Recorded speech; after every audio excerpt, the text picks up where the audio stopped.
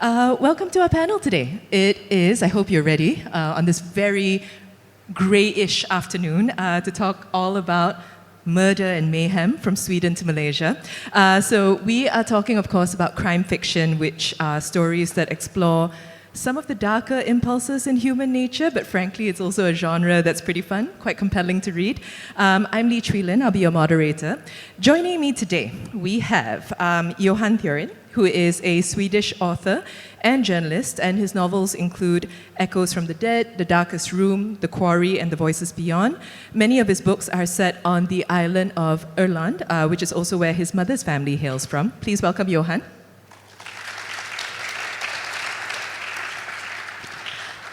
And then we've got, Nordic Noir and then Malaysian Noir, because we have Rueben in the middle there, who is the author of The Number 4, first-time novelist, about a serial killer set in the seedy underbelly of Kuala Lumpur.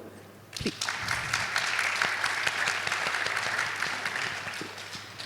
And then, right on the edge, we have Sario, who is the author of Big Trouble in Small Paradise, which won the 3rd Fiksi Novo Malaysian Novel Contest and is a whodunit set in a small fictional town in Sabah that highlights, among other things, the darker side of tourism.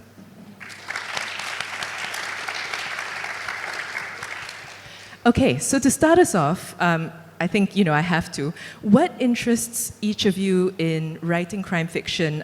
Because at least some of the time, it's really unpleasant characters doing unpleasant things.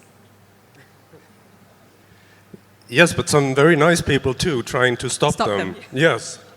And I guess the struggle against evil is a good theme for crime fiction.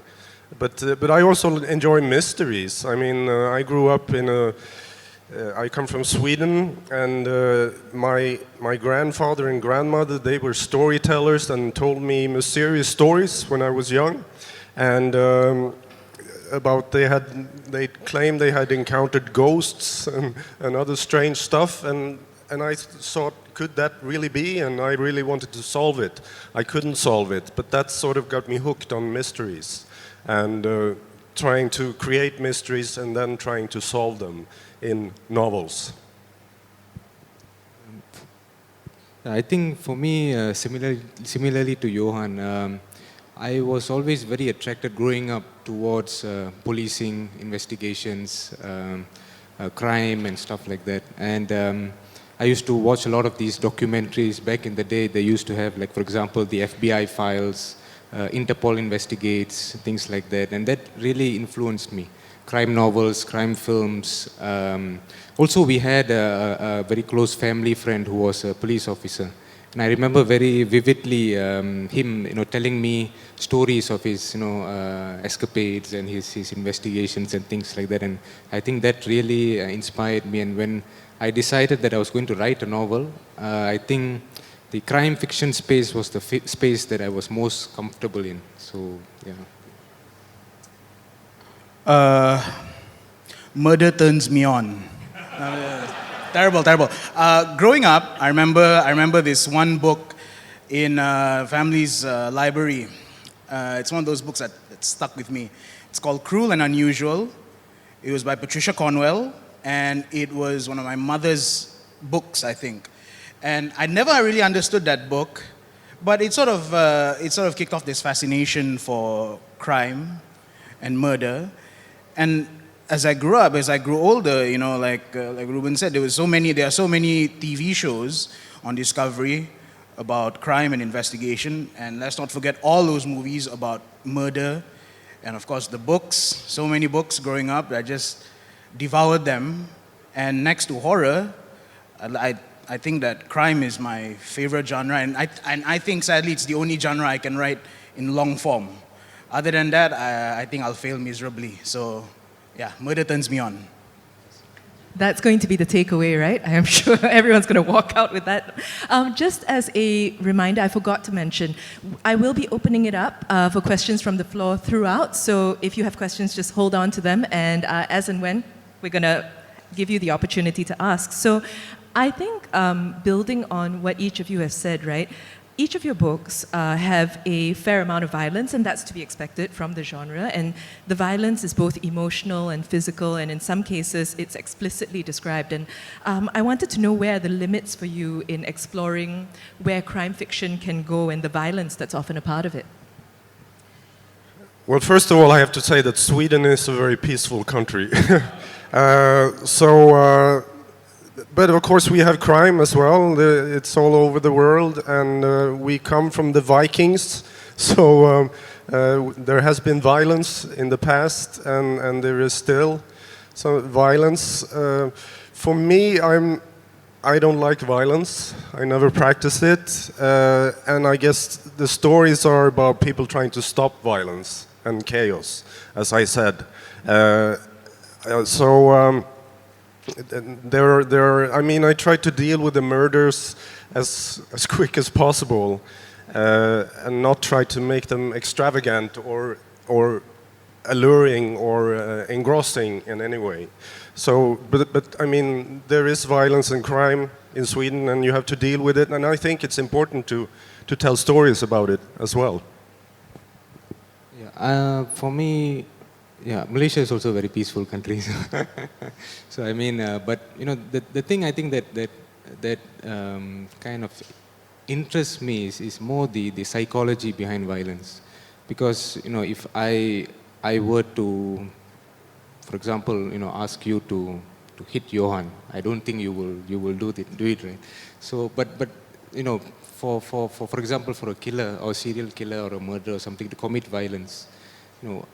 The thing that always, the thing that I try to explore is what drives someone to commit, you know, those kinds of acts against fellow human beings.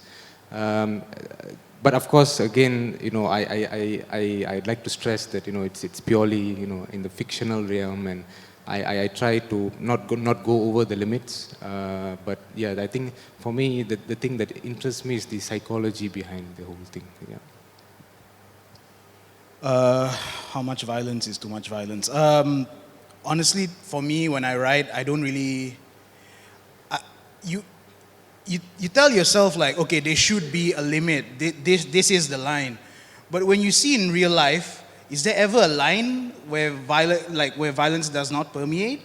I feel like no matter what I write, no matter how I want it, I want to try and make it as nice? No, you know, it's not, murder is not nice, but violence is not nice, but violence is part of, you know, society. So for me, I try not to limit myself, because out there is no limit to violence. And if there is no limit, in reality, there is no limit, then in my fiction, there should not be a limit, even though that's a really not nice thing to say, but I'll just add this little preface.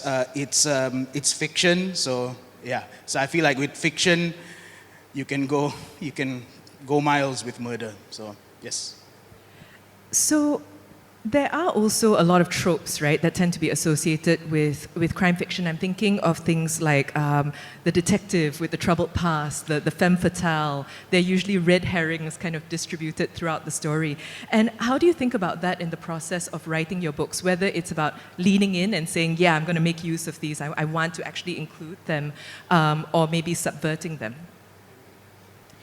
Well, I mean, crime fiction is a formula from the start, or a trope, that there has to be a crime at the beginning and it should be solved at the end, and someone should be there to solve it.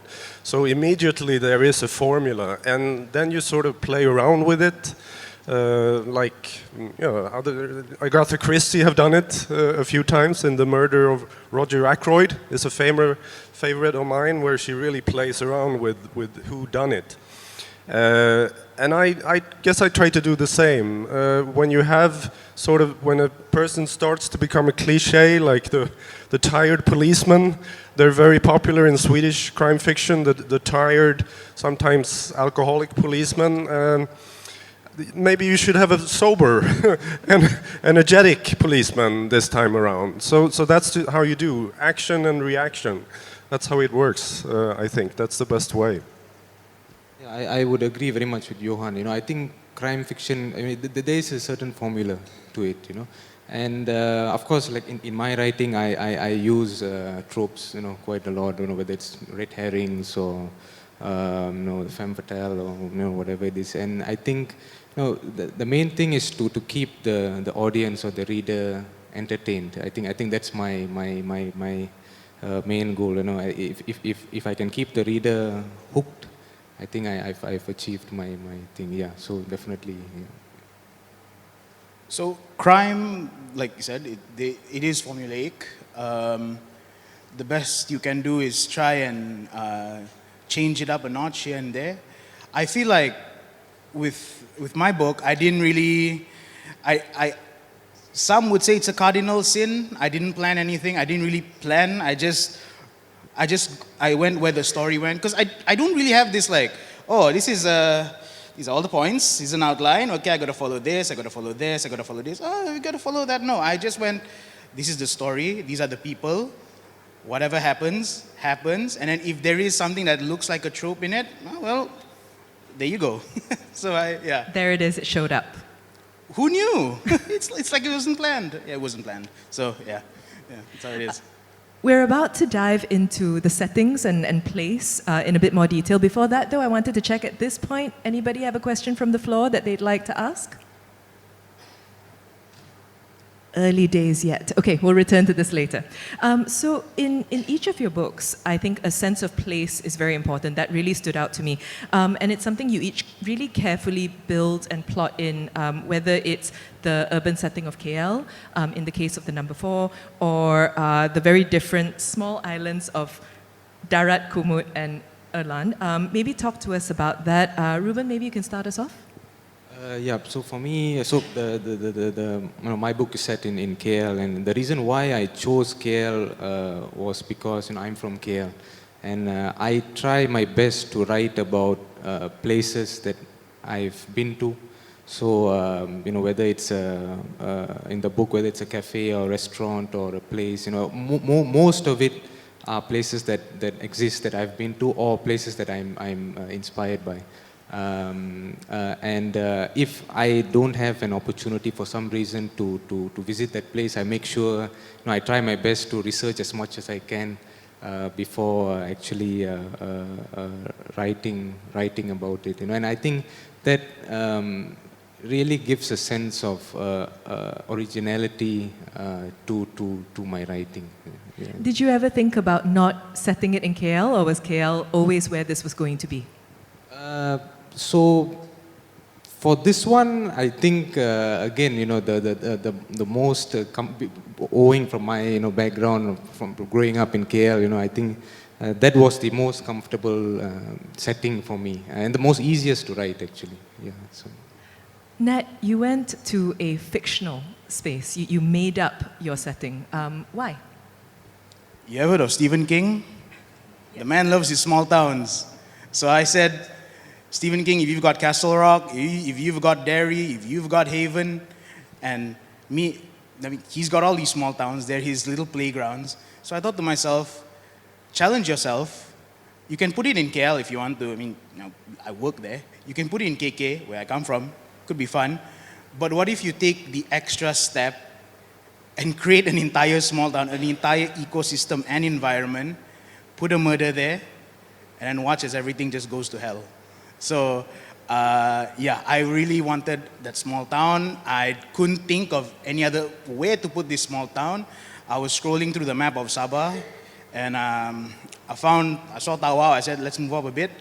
I saw this little speck of area. I'm like, what's there? It's probably palm oil from what they've done to the trees there. But I saw this speck of land. I saw a bit of, I imagined an island there, and I said, that sounds like a nice place to put a small town, a small little fishing haven of sorts. And that's where Darat Kumut was, and that's where I decided let's have some murderous fun there. Yeah, let's have some murderous fun. Because you said earlier that writing the book was an adventure in its own way, right? You didn't plan, you just sort of went with it.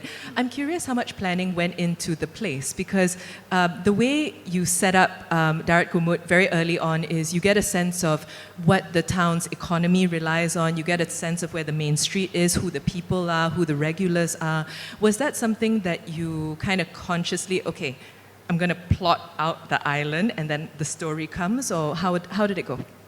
The annoying thing is that Darat Kumut has been in my head for so long, even before I wrote the book. I always imagined that, like I said, I saw that thing and I saw this small town, and I just thought to myself, okay, what does it look like? What do you see? When I'm writing it down, as you said, what I see, just write.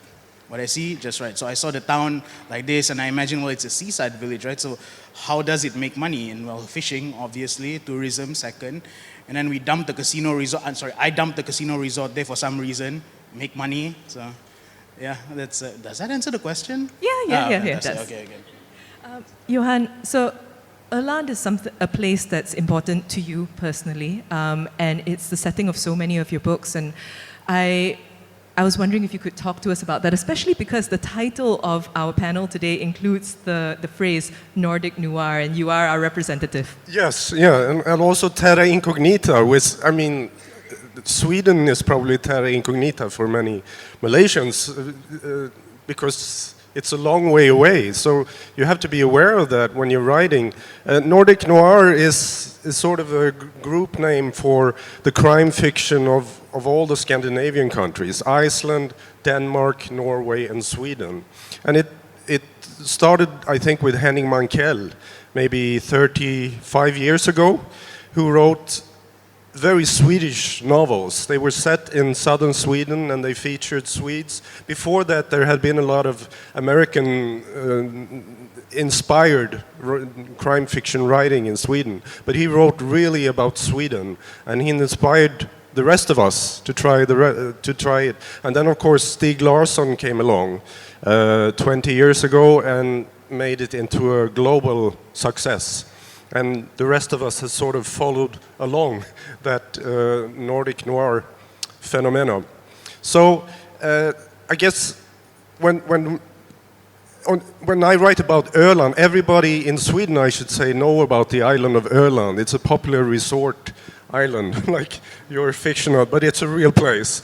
So I don't have to make up too much, but I have made up some names and so on. But when I write, I'm aware that I write for foreign readers as well, and then it's important I usually try to have people be a visitor to the island and sort of move through the landscape of the island and describe what he or she sees as a new person there. So then you get sort of the sense of the landscape, I think. So the book that I read of yours takes place in summertime, and I have a temperature question because I think that there is something to be said about the ways in which temperature can drive people crazy. And that's whether it's very hot and you start getting the flies and the stickiness and the Georgetownness of it all. We're all here, we all know. So, you know, the heat does something, but the cold does something as well. And I was wondering how, for each of you in writing about whether it's tropical weather and the rain and the traffic, or whether it's summer. You didn't set your book in winter necessarily, although there are wintry scenes. Yes. And I was wondering how you each think about the psychology of your main characters in, frankly, terrible temperatures. Should I? One thing we always talk about in Sweden is the weather, because it changes so much. Not like here, where it's always warm, I think. But in Sweden it can get cold one day and snowy, and then the sun can shine the next day. So this one is a summer novel, and then I have winter novels as well, when there's lots of snow. And I guess, I mean, the weather always affects the story. I mean, people can get lost in a snowstorm. In the summer, they can get mad from the heat and start hurting each other. So the weather always affects the person and the story. Malaysians, let's commiserate about the heat. There is a horrible rainy scene in your book that I want you to talk about. Okay. So that one was, okay. how do I tell it without getting to spoilers? I got to sell a few copies here. So there's a scene where the main character's cousin goes missing, and it starts raining, and I think that was one of the few things I did plan for, because I thought to myself, it's already, you're on an island, oh God, I ruined the setting. You're in this place, you're on this island, right? And your cousin who's 6 years old and the dog goes missing, and he's frantically searching, and what makes it worse is suddenly, boom, it starts raining. And rain, as we know, is sort of like, it's slippery, and they have to go into a jungle and look for, I'm spoiling the whole thing. But the whole idea of it was to convey, I think it conveyed, I'm not sure if it conveyed, but it's supposed to show this worry and this fear, and it's already raining, and it's raining heavily, and he's scared shitless, and I just cursed, and yeah, so that was the whole concept of using rain. I don't think I talked much about the hot weather in Sabah, even though it's ridiculously hot in Sabah. I mean, it could be raining now for all I know, but yeah, I like that scene playing with weather and all that is to mess around with the character's mentality too. He's already panicked, and now let's turn it up to 11 and just scare the I can't use that. Daylights. Yes. Scare the daylights out of him. I almost used another curse word, so yes. It's great being a writer because you can play with the weather. Yeah, I think I need a rainstorm now, and then It's only, it's raining in this time? What? For me, I've tried my best to represent KL's hot weather and the traffic and things like that. So actually, interestingly, so my character, Inspector Alisha, she's a bit like me. She doesn't like the rain. So I mean, she likes the bright weather or things like that. And because she suffers from anxiety and depression, and the rain or gloomy weather makes her more depressed.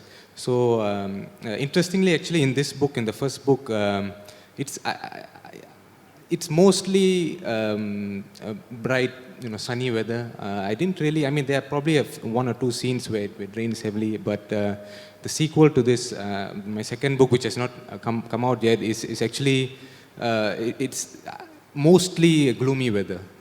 So yeah, and I think it's just again the weather in KL nowadays especially is really unpredictable, and the rains can be quite torrential. So I've just tried to represent that. Yeah.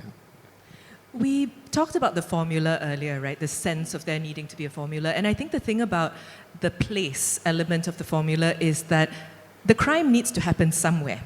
And then the detecting needs to take the people from spot to spot, speaking to different people. There may be other kind of outbreaks of violence that happen throughout the story. And in some ways, you're relying on the reader, or you have to kind of hope that the reader remembers where each of the places are, that this happened there, that this person works here, you meet this person here.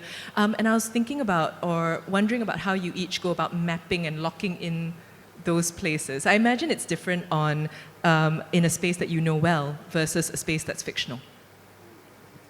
Well, I always draw a map of the space. As I said, I make up certain towns. The island is real, the island of Öland, but I make up certain small villages, and then I just to know the houses are where things take place. I make maps to see them for myself and hopefully describe them so that the reader sees them as well.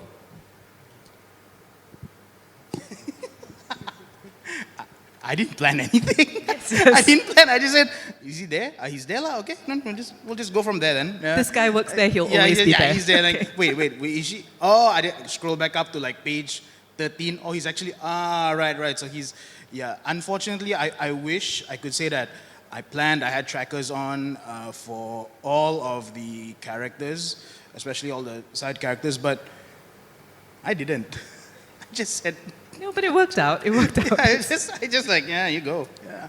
Yeah. So there's no, for me, I just feel like setting for each character, right, and where they are, it goes with the story.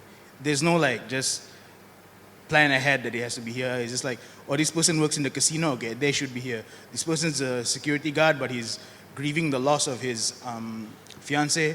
Okay, so he's probably at a beach drinking tequila and losing his marbles. So he should be there in the beach losing his marbles. So there's no, I wish I could say I planned, I wish I could have some sophisticated, bespoke answer, but nope. No, we're all about honesty on this panel. Yeah, You're good. we're all about honesty, yep. Ruben, you talked about the research earlier. So how do you kind of plot it into the book? Yeah, so most of the settings or the places that the murders or whatever happens are real places. But of course, they take place in multiple locations. So, I mean, there are some techniques that are used for the benefit of the reader to enable them to kind of keep up with the story. And, one of the techniques that I use is, for example, as the action picks up, there's always a scene where, for example, Inspector Alicia goes and briefs a boss, for example, and that would be like a short summary of the development of the case so far. So that would kind of be a sort of a brief summary for the readers who have kind of lost track. So things like this, I think kind of help the story flow and the reader keep up with the action. Yeah. Does anybody have a question from the floor? Okay, we've got one over there.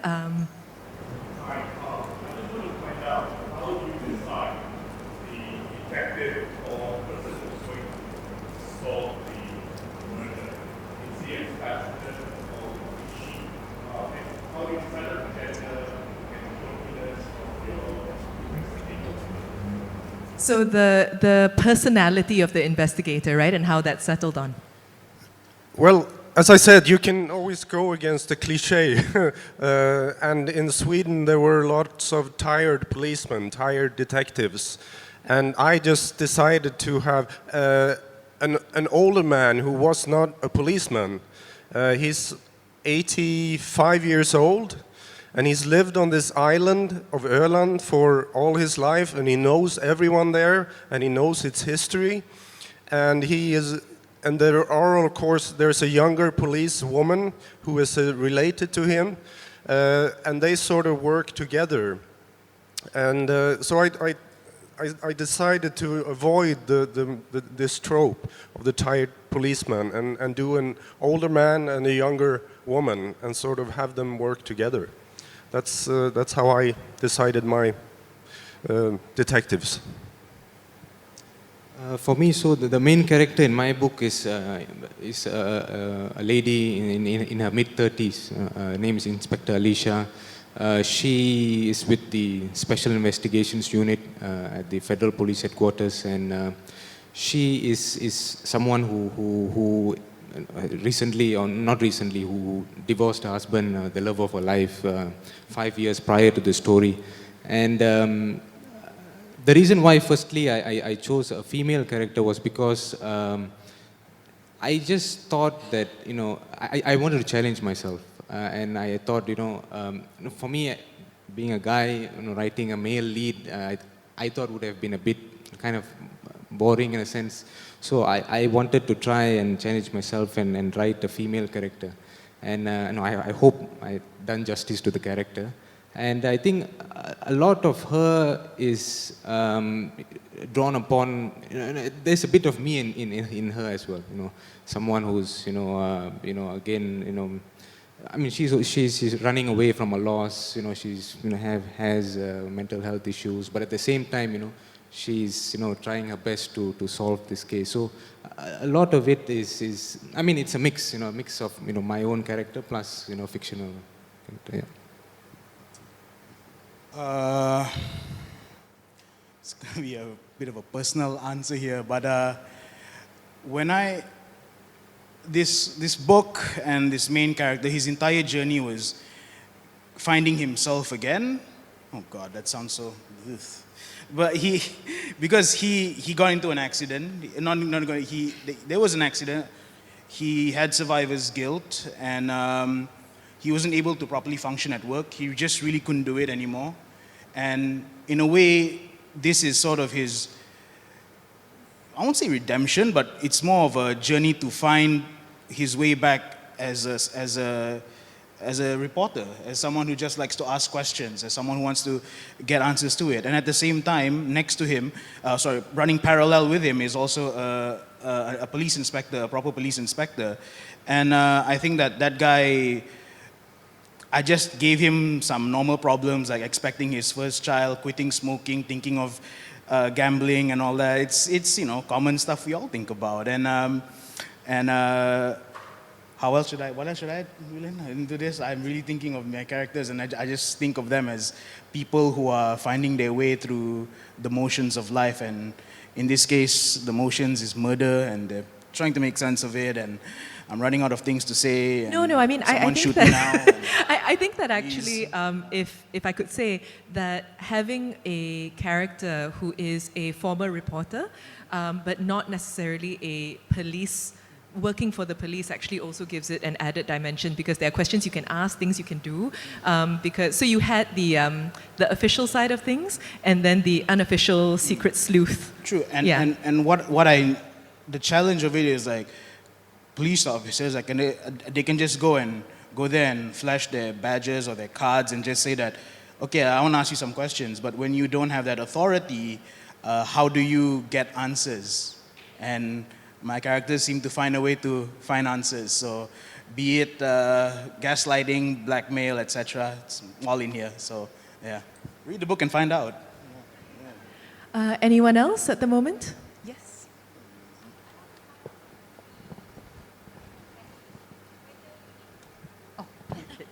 Sorry, we have a... So sorry.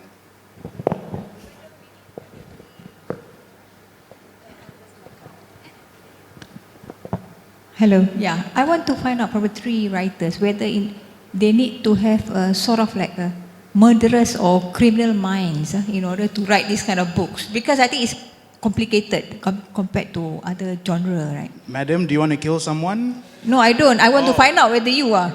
Okay.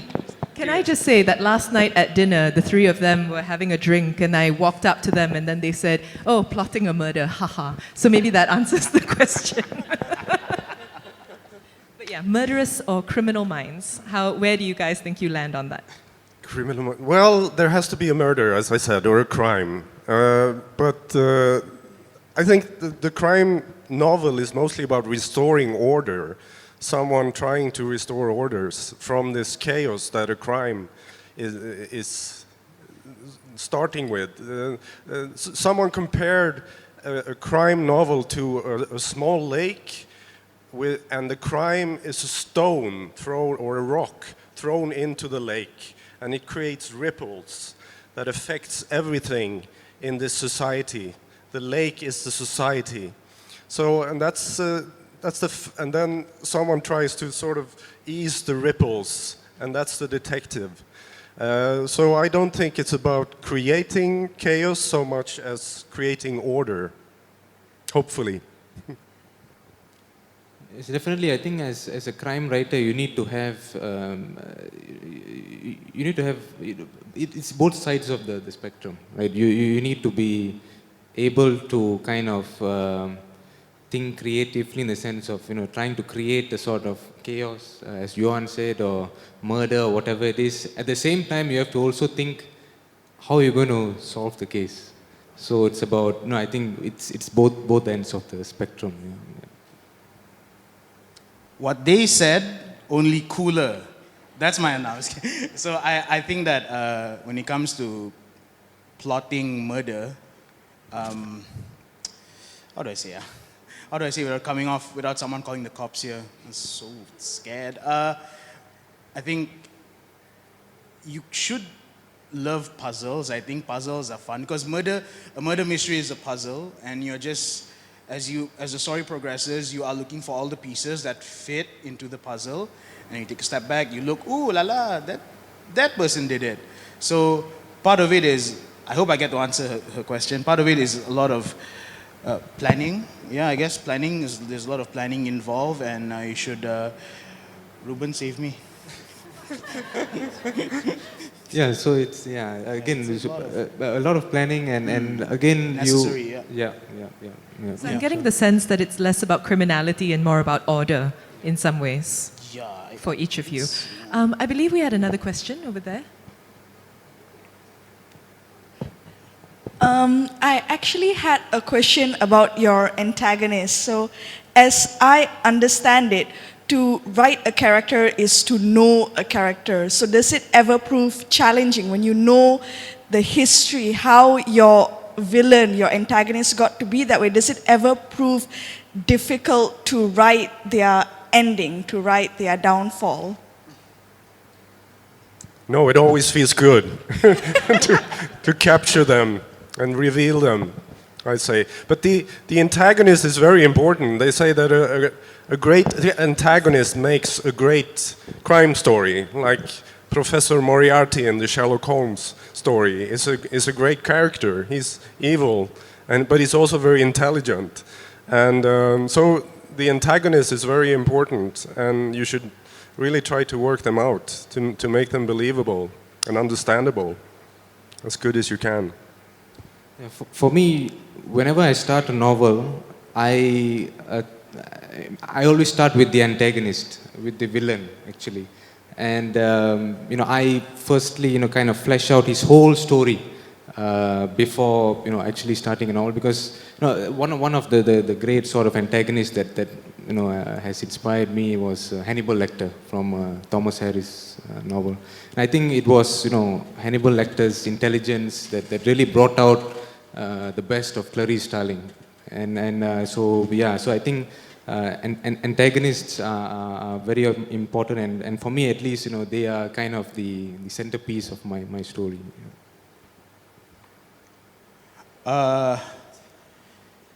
Bear in mind, it's a tough question. Bear in mind, I can't believe I'm going to reveal this here, but bear in mind, I planned, because in this book, there's not just one villain. There's the boss villain. There's like the big guy, like the big guy. And he is a pure grade A, 100% piece of something. So he's terrible. He's like, and I had to consult with, I had to ask a few people, okay, what do you hate in this guy? And they told me, and I said, oh, okay. And when his downfall comes, which is about 2 books down the road, I think, it's gonna be amazing. And externally, he is everything. He is rich, he is handsome, he is powerful, he is a monster. But he is a monster behind all that. So if you do pick it up and you do read it, I hope it makes more sense than what I'm babbling about here. So, yeah. So, Johan, I wanted to ask you about Moriarty and that comparison, because the thing about Moriarty is, liking is a difficult word to use, but I think readers enjoy him, right? Every time he shows up, it's like, yes.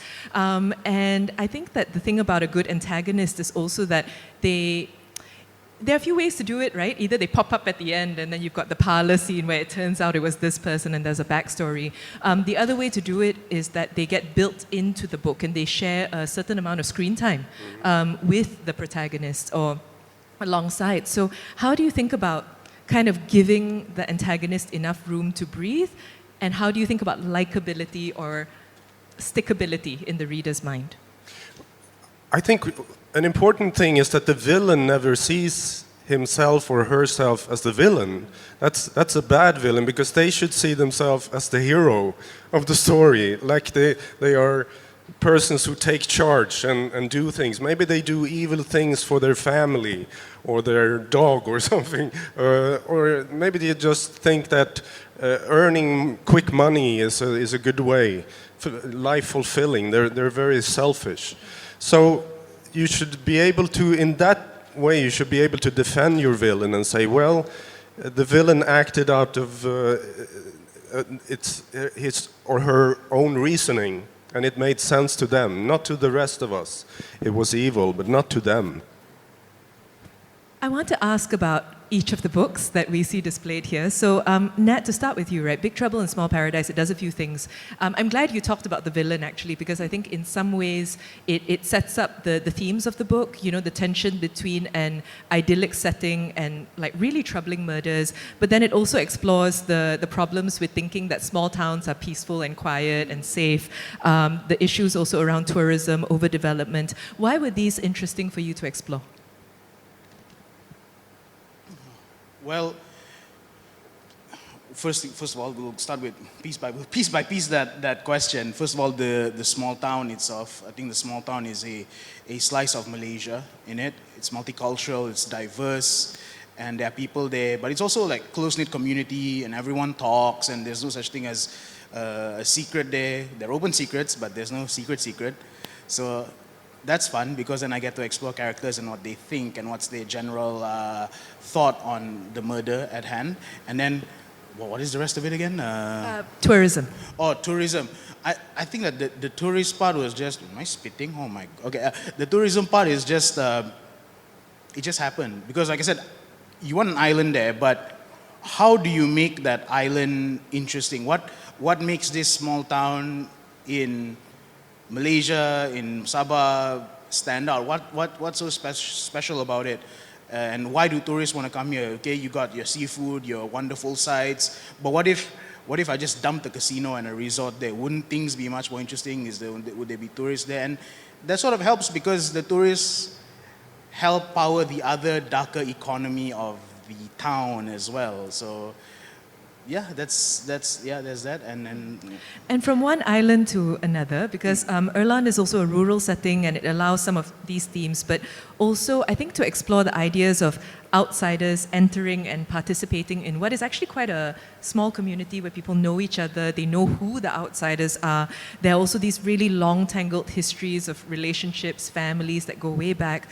What does setting your stories in Erland allow you to do, and what are the motifs that you enjoy visiting and revisiting? Well, I mean, I grew up on this island in the summers. My grandparents lived there, so I always went to visit them for 2 months. And so the island of Öland is very important to me. But of course, I was a visitor, and visitors are always a bit suspicious to the people who live there. And there's such a strict border. I mean, we're on an island right now. There's always a very strict border, and there's the strait, and there's the mainland, and people on the mainland always wonder, what are those islanders up to now? And the same goes for the islanders. What are those people on the mainland deciding for us now, imposing strange regulations and things. So you can always work with that conflict between the island and the mainland, I think, and it creates a good story. Rueben, serial killers are, of course, like huge objects of fascination for the public, for readers, clearly for writers. What kind of research and thought did you put into trying to write about a serial killer, their methods, their motivations? Oh yes, I had to do a lot of research actually. So I mean, of course, firstly I started with trying to get my hands on for example, case files, books, films, movies, of the famous serial killers. Like for example, from Jack the Ripper to Ted Bundy to Jeffrey Dahmer to all these people, and it was a lot of reading and research, and because I try my best to I always want to make it as realistic as possible, and of course it was rather disturbing, but yeah, I just read and saw whatever I could get my hands on. Yeah. Each of your books also have elements of power dynamics, power struggles, whether it's between the wealthy and the less so, or how powerful and corrupt institutions can affect people's lives. And I wanted to know what are the pleasures and complexities, really, of writing about these issues. Well, a good story should always have a good conflict, and that's always a power struggle. Someone wanting to have power, others opposing it. So on my island, tourism is the is the big industry now. It used to be fishing, now it's tourism, a bit like you, maybe. And, but some are very against the tourists coming. And the tourists sometimes are expected to be treated as royalty. And that creates conflicts too, like they could do whatever they want because they bring money to the island. So those power struggles are always interesting to look for in a novel. And it says so much, the power struggle says so much about a place. And in the Malaysian context, I think it's especially interesting because for us it's very close, you know. And Rueben, in your case, there is a pretty direct relation to like powerful institutions, for example, the police and questions of corruption, very Malaysian questions. How did you think about that?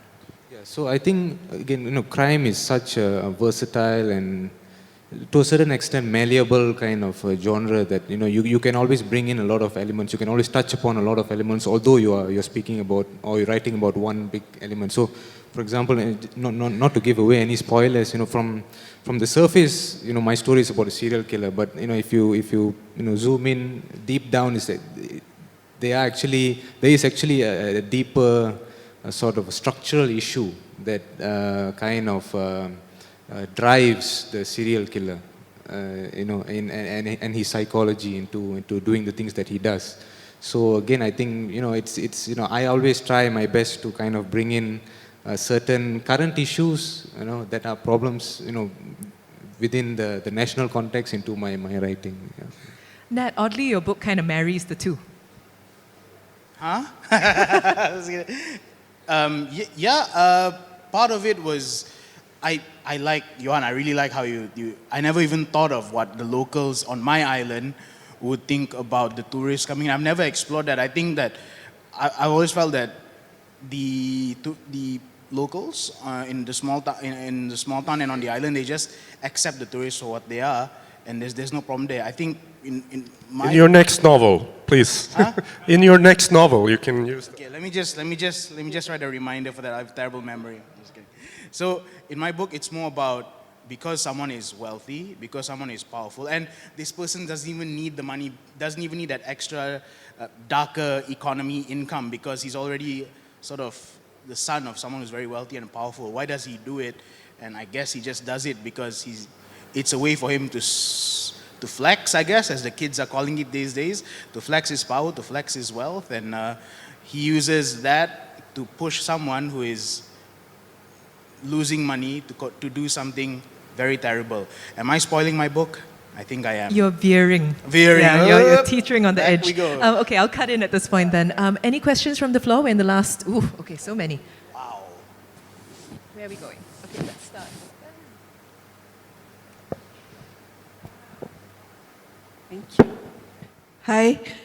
Most of the time we hear writers talking about what they know, keeping to what they know. Do any of you, guys, challenge yourself to writing about what you don't know? Hence the relationship of going into uncharted waters and terra incognita. Thank you. Yeah, that's part of the fun. I mean, writing about things you don't know, but then you have to do the research and ask someone who knows. In my new novel, which I'm planning now, it deals with the construction of the Öland Bridge, which was built 50 years ago, and then I have to find some people who worked on that. I don't know how to construct a bridge or build a bridge, so I have to find someone who does it. So I'm looking for people who are bridge builders right now, if anyone is interested. That's research, and that's the fun part of it, I think, in novel writing. Yeah, I think it's the same for me. I think writing a book is always a journey of self-discovery. By the time you finish the book, you look back and you say, oh, I've learned so much. Like for me, there are a couple of scenes in the book which relates to, for example, autopsies and forensic investigations and stuff like that, and legal terms, actually. Legal, yeah, and legal stuff, and a lot of, for example, police protocol, investigation protocols, and stuff like that. And I before writing the book, I just had very surface level knowledge, and so I always try my best to find the people who actually do it. And so I was lucky enough to have some access to certain people. I met a forensic specialist who actually did forensic investigations. I met and sat and talked for many hours to police officers and legal experts and things like that. So I think it was a journey of self-discovery, and it always is, I think. Yeah, I think, man, these guys gave good answers. Shouldn't have said this far. It's a lot of it. I don't know. There are parts in my book that I'm not really sure about. We'll start with the harder stuff, which is the forensics. I think the forensics, and when the medical examiner says a cut to the trachea, testicalia or something, I just go, what is that? So instead of trying so hard to create that, I just make the medical examiner say something simple like, oh, there are nails in her head. She died because of blood loss. Simple. And for other things, I think, like, I've never been to a casino before. I don't gamble. I think it's dangerous and mildly addictive. I've never been to a casino, but I looked at a lot of images and I tried to build one in my own head. And I think I pulled it off. I think not perfectly, but it'll do lah. That'll do. Yeah. I saw more hands earlier. The gent over here.